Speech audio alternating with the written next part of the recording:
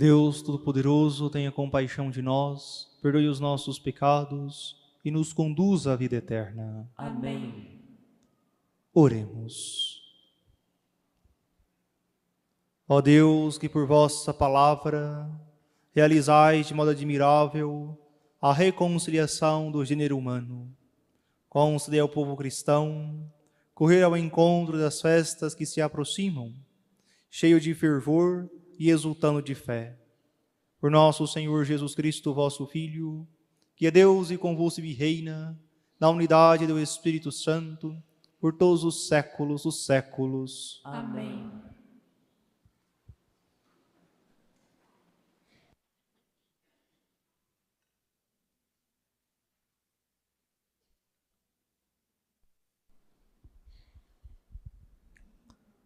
Leitura do livro de Samuel.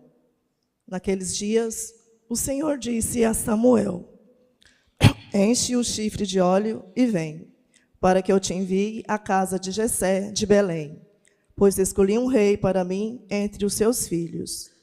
Assim que chegou, Samuel viu a Eliabe e disse consigo: certamente é este o ungido do Senhor.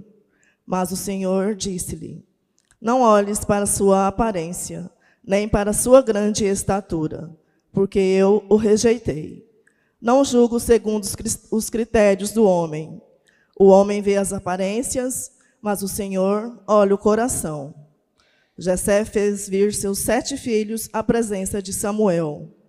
Mas Samuel disse: o Senhor não escolheu a nenhum deles, e acrescentou: estão aqui todos os teus filhos? Jessé respondeu: resta ainda o mais novo, que está apacentando as ovelhas. E Samuel ordenou a Jessé: manda buscá-lo, pois não nos sentaremos à mesa enquanto ele não chegar. Jessé mandou buscá-lo. Era Davi, ruivo, de belos olhos e de formosa aparência. E o Senhor disse: levanta-te, unge-o, é este. Samuel tomou o chifre com óleo e ungiu a Davi, na presença de seus irmãos. E a partir daquele dia, o Espírito do Senhor se apoderou de Davi. Palavra do Senhor. Graças a Deus.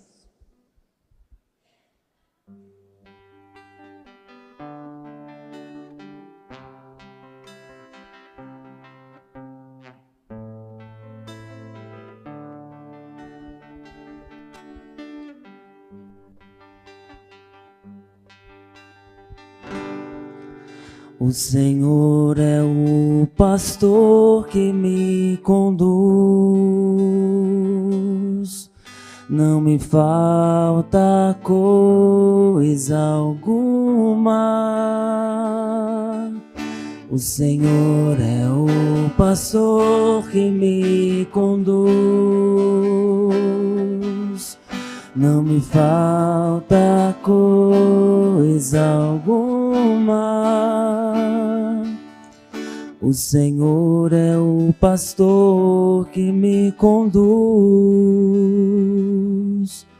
não me falta coisa alguma.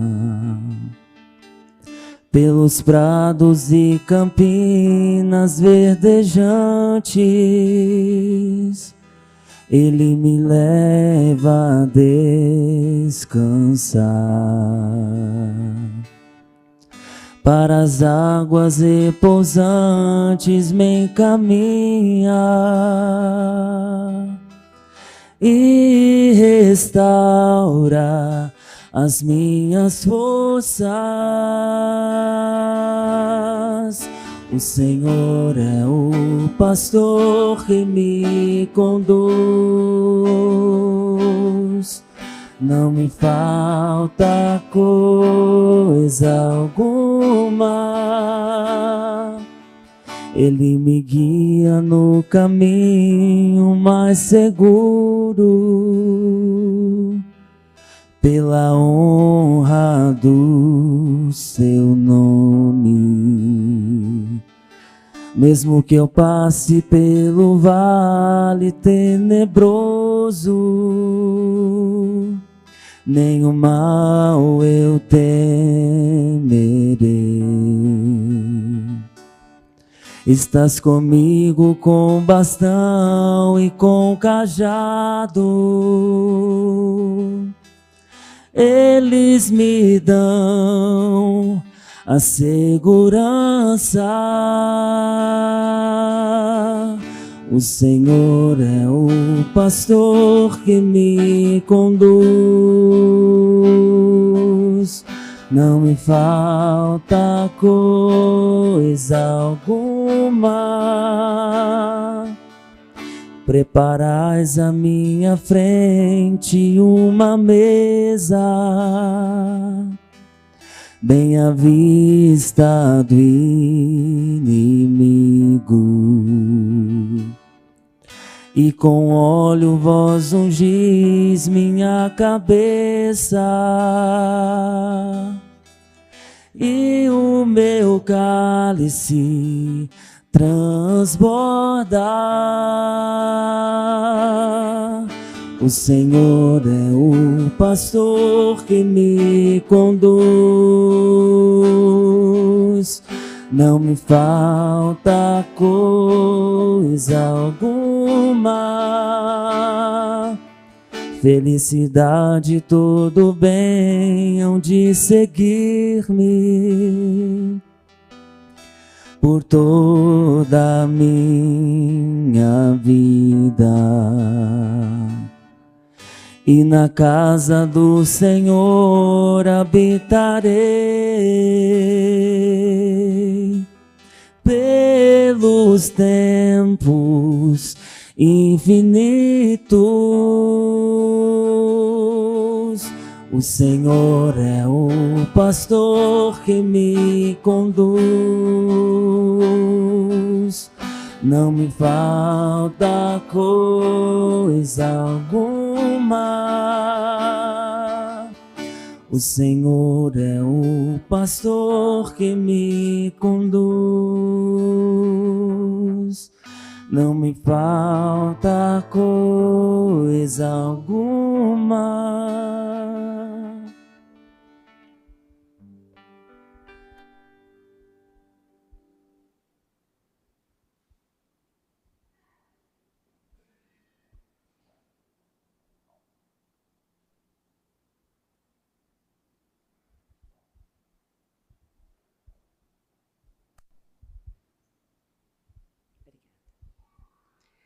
Leitura da carta de São Paulo aos Efésios. Irmãos, outrora éreis trevas, mas agora sois luz no Senhor. Vivei como filhos da luz. E o fruto da luz chama-se bondade, justiça, verdade. Discerne o que agrada ao Senhor. Não vos associeis às obras das trevas, que não levam a nada.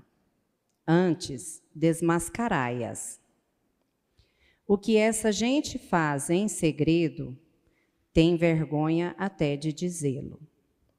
Mas tudo que é condenável torna-se manifesto pela luz.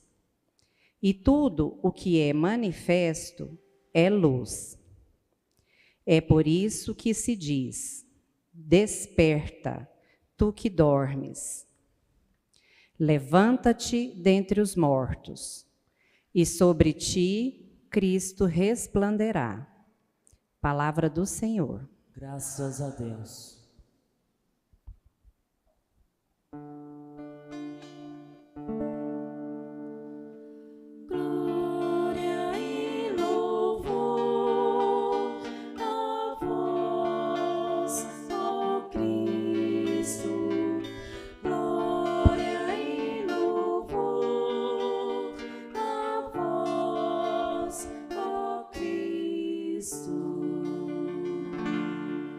Pois eu sou a luz do mundo, quem nos diz é o Senhor,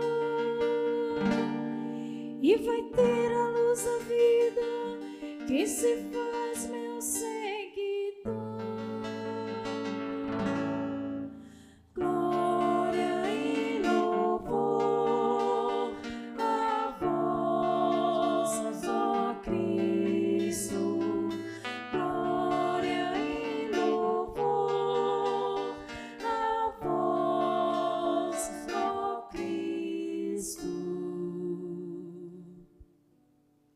Senhor esteja convosco. Ele está no meio de nós. Proclamação do Evangelho de Jesus Cristo, segundo João. Glória a vós, Senhor.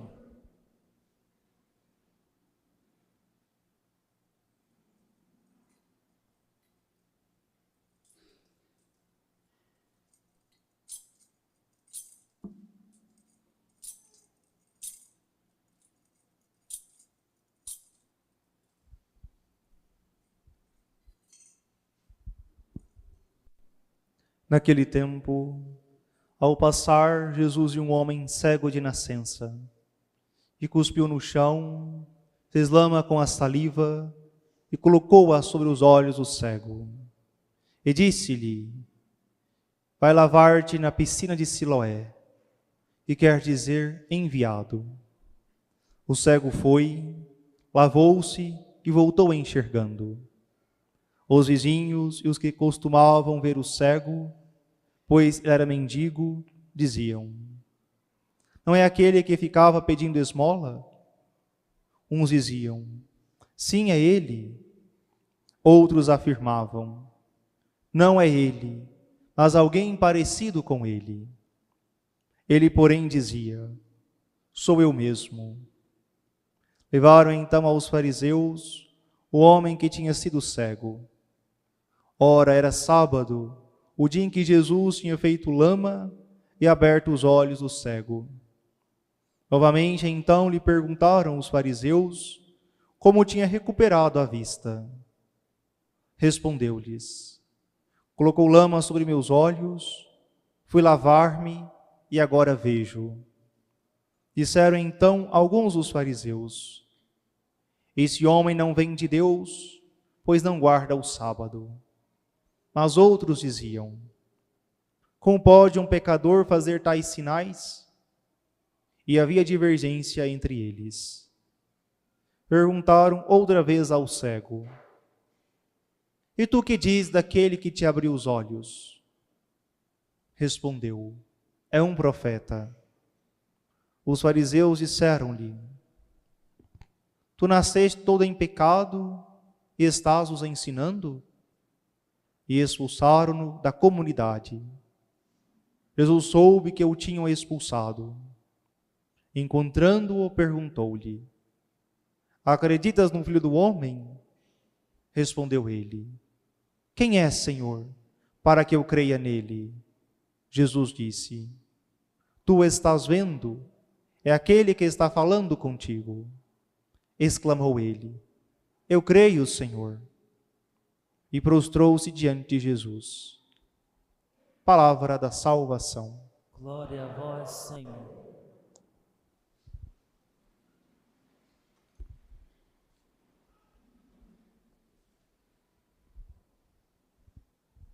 Caríssimos irmãos e irmãs, nos encontramos no quarto domingo da Quaresma, conhecido como Domingo da Alegria, pois a antífona da missa começa: alegra-te, Jerusalém, pois é um dia que também a igreja veste róseo para manifestar a alegria da proximidade da festa da salvação, a festa da Páscoa.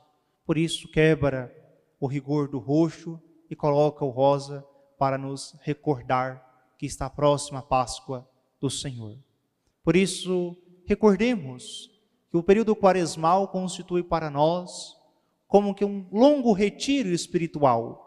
E a cada domingo a igreja apresenta um evangelho com um tema para que nós possamos meditar nele e assim também extrair algo para a nossa vida pessoal, para assim a nossa qualidade na oração. Recordemos que no primeiro domingo nós acompanhamos o evangelho das tentações de Cristo. Nosso Senhor, que é conduzido pelo Espírito ao deserto, e ali é tentado.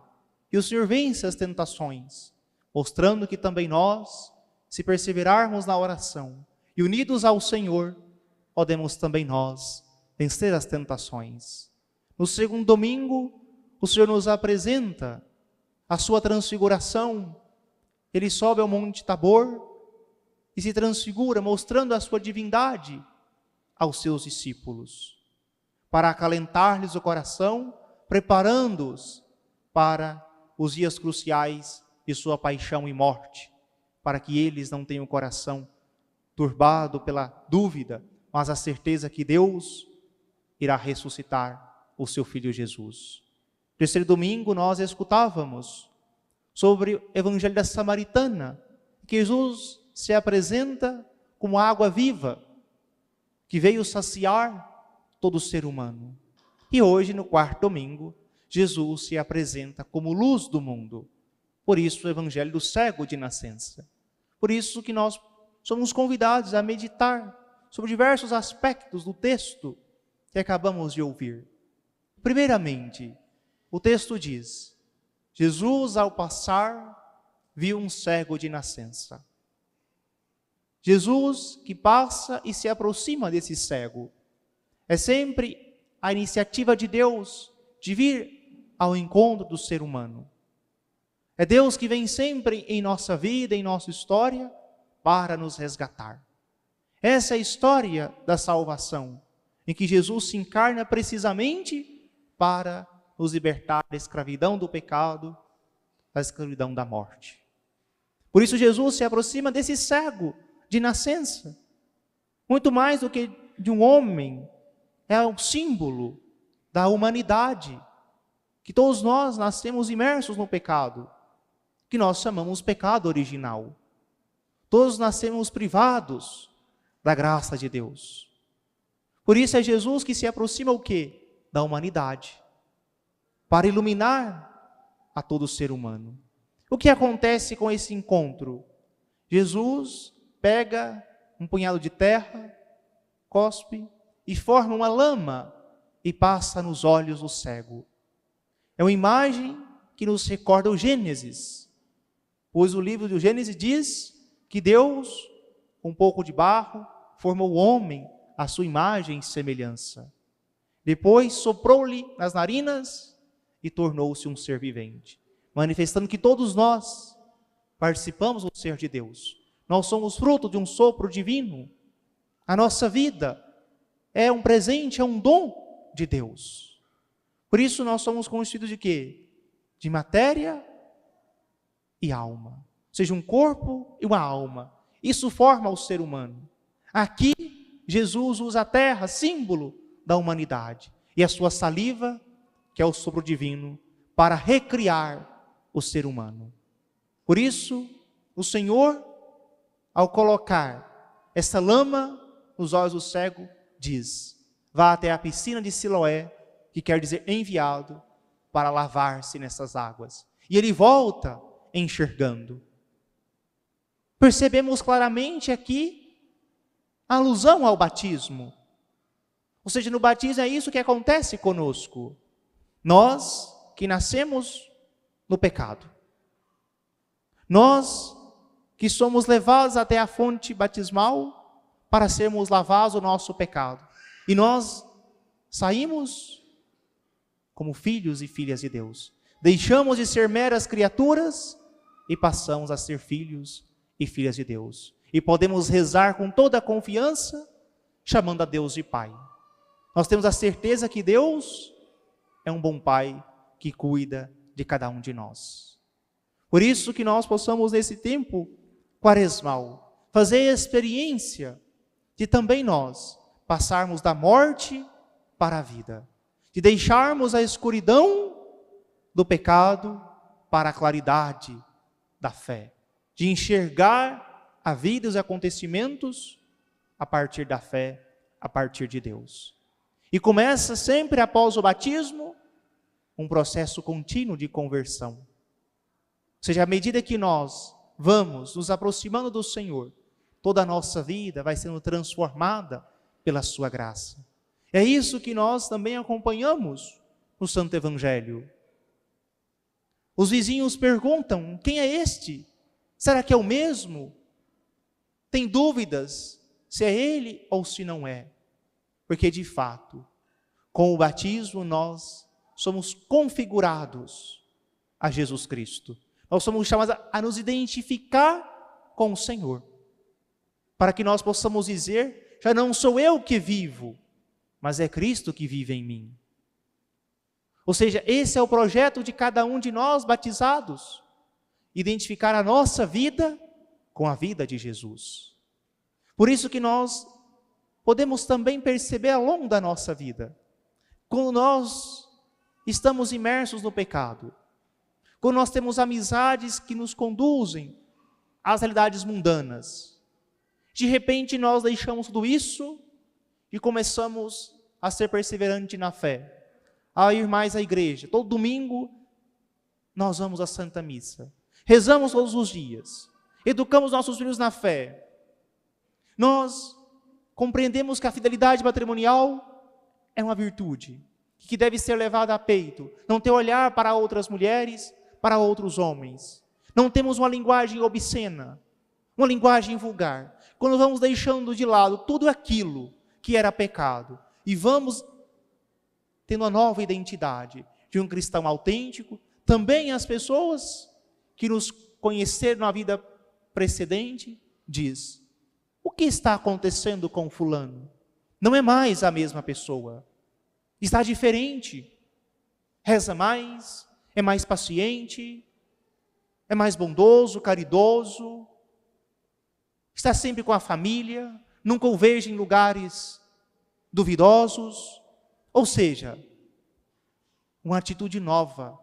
Começa a viver a partir da fé, da amizade com Jesus. Ou seja, que nós possamos compreender que, de fato, viver a radicalidade do batismo significa: eu quero ter os mesmos sentimentos de Cristo Jesus. Eu quero ter os mesmos afetos de Jesus. Eu quero pensar como Jesus pensa. Eu quero falar como Jesus fala. Eu quero sentir como Jesus sente. Eu quero viver como Jesus vive. Porque as minhas escolhas agora são pautadas pela minha fé. Ela tem incidência em todas as minhas escolhas. Eu não quero mais viver como que num quarto escuro, as apalpadelas tateando ali, errando o caminho. Mas agora eu vejo com claridade qual é a vontade de Deus. É isso que nós precisamos compreender a partir do Santo Evangelho que ouvimos, acerca da luz da fé. Mas para falar da luz da fé, é necessário recordar que há 3 luzes que nos acompanham ao longo da nossa vida: a luz da razão, a luz da fé e a luz da glória. A luz da razão, pela minha inteligência, eu sou capaz de conhecer os segredos da natureza, eu sou capaz de conhecer o que é o bem e o que é o mal, de modo imediato eu sei. Já está impressa em nossos corações como que uma lei natural: procurar fazer o bem e afastar-se do mal. Esse é o conselho de qualquer pessoa. Ainda que não seja cristã, ela sabe que é bom fazer o bem e que devemos nos afastar do mal.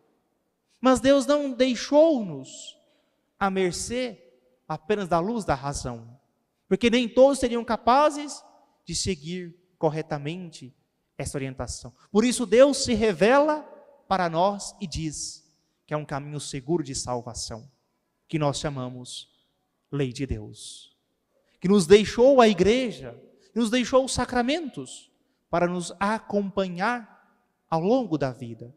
Mas de onde nós recebemos essa luz da fé? Pelo nosso batismo. Porque no dia do batismo nós recebemos uma torrente de graças. E de modo especial recebemos a fé, a esperança e a caridade. São virtudes infusas, dadas pelo Espírito Santo, derramada em nossa alma. Portanto, são dons sobrenaturais, que estão além da natureza humana, porque são dons que vêm diretamente de Deus. E recordemos, os dons de Deus, eles são irrevogáveis. Eles são para sempre. Por isso, aqui corrijo algumas pessoas que dizem: fulano perdeu a fé. Não. Se você é um cristão católico batizado, você não perdeu a fé. Você pode estar morno na fé. Você pode estar deixando de lado a sua fé. Pode até mesmo negar a sua fé, que se chama apostasia, a negação das verdades da fé, mas jamais você irá perdê-la, porque é um dom de Deus, que está derramado, que está impresso na sua alma. Por isso, o batismo que nos deu a fé, nos faz recordar que precisamos sim, de fé em fé, ou seja, à medida que nós nos aproximamos de Jesus, seguindo os seus passos, Ele vai iluminando a nossa vida, e nós vamos crescendo no seu amor, e essa luz da fé se torna luz para os nossos passos. Ou seja, é esse o caminho que a igreja quer fazer conosco, que nós possamos caminhar à luz da fé, que ela seja uma luz que ilumina nossas escolhas, que nós tenhamos um parâmetro, isso está de acordo com a minha fé, posso seguir. Isso não está de acordo com a minha fé, portanto não devo seguir. Ou seja, a fé existe para nos ajudar a viver bem neste mundo. Quanto mais seguimos a luz da fé, mais próximo de Deus nós estamos. E auxiliados sempre pela esperança, que nunca nos decepciona, e pela caridade, que é sempre a caridade ardente, a caridade operosa, que me faz querer, assim como Cristo, se doar por cada um de nós. A caridade que foi derramada em nossos corações também nos faz nos doarmos, nos sacrificarmos uns pelos outros. E tem uma terceira luz, que é a luz da glória.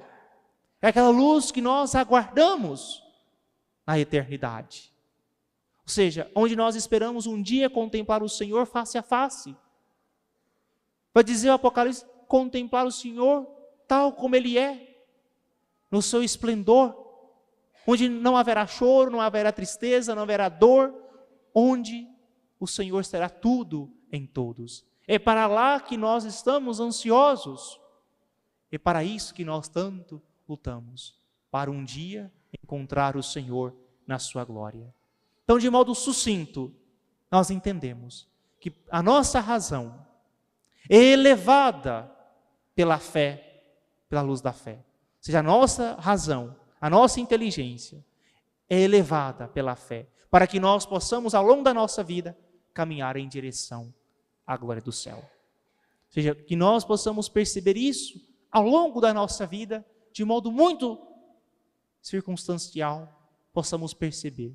Eu preciso ver a realidade com a luz da fé. Eu preciso enxergar as pessoas como Deus as enxerga. Eu preciso ver os acontecimentos da minha vida como uma providência de Deus. Na certeza que tudo o que me acontece é o melhor que poderia ser para mim, porque vem de Deus. Nenhum acontecimento da nossa história é por acaso.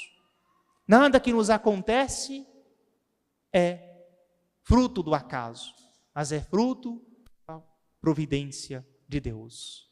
Que nós possamos pedir ao Senhor que nesse quarto domingo da quaresma, ao longo dessa semana, eu possa fazer um exame de vista, para que eu possa me perguntar: eu estou enxergando a minha vida, a minha história e os acontecimentos com olhar de fé?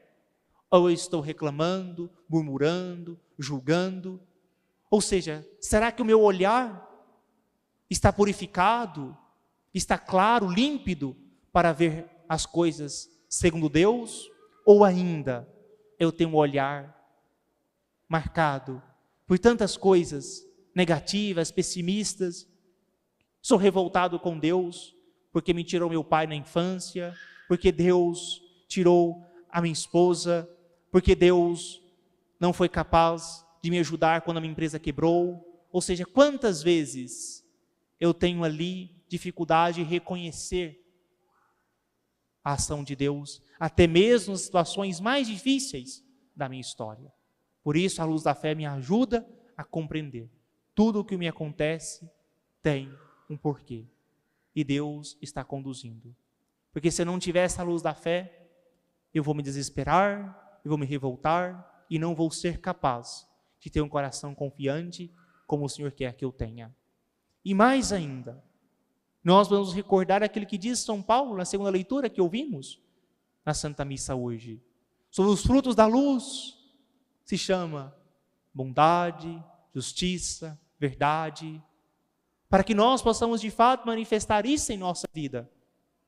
A bondade nas ações, ser desinteresseiro ao fazer o bem, sem esperar nada em troca.